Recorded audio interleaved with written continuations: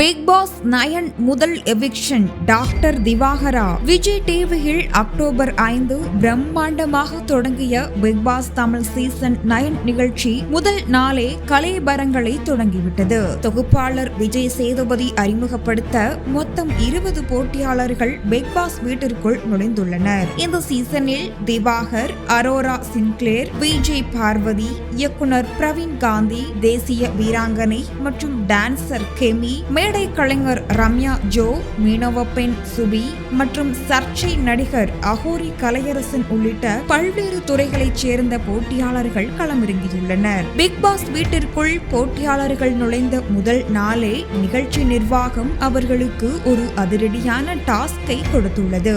இந்த வாரத்தின் முதல் ப்ரோமோவில் ஒரு நாள் கூத்து என்ற தலைப்பில் ஒரு டாஸ்க் கொடுக்கப்பட்டுள்ளது. இந்த டாஸ்க் ஆரம்பிக்கப்பட்ட உடனேயே வீட்டில் இருக்கும் சக போட்டியாளர்கள் பலரும் முதல் டார்கெட்டாக டாக்டர் திவாகரை தேர்வு செய்தனர். தங்கள் கருத்துக்களை மிக வெளிப்படையாக முன்வைத்தனர். அதில் அதிகமாக கேட்கப்பட்ட குற்றச்சாட்டு இதுதான். திவாகர் முதல் நாளே அரோராவிடம் உங்க கண் அழகு என்று வம்பிழுத்தது, விஜய் பார்வதியின் உடையை மிதித்தது மற்றும் இயக்குனர் பிரவீன் காந்தியிடம் தேவையே இல்லாமல் தன்னை புகழ்ந்து பேசியது போன்ற ஆர்வக்கோளாறு சேட்டைகள் சக போட்டியாளர்கள் மத்தியில் அவருக்கு நல்ல அபிப்பிராயத்தை ஏற்படுத்தவில்லை என்பதையே இது காட்டுகிறது. பொதுவாக பிக் பாஸ் வீட்டில் முதல் வாரத்திலேயே எவிக்ஷன் இருக்காது. இருப்பினும் இந்த ஒரு நாள் கூத்து டாஸ்க் முதல் வார நாமினேஷனுக்கு அடிப்படையாக இருக்கலாம் அல்லது திவாகரின் சவாலான வாரத்தை தீர்மானிக்கும் காரணியாக இருக்கலாம் என்று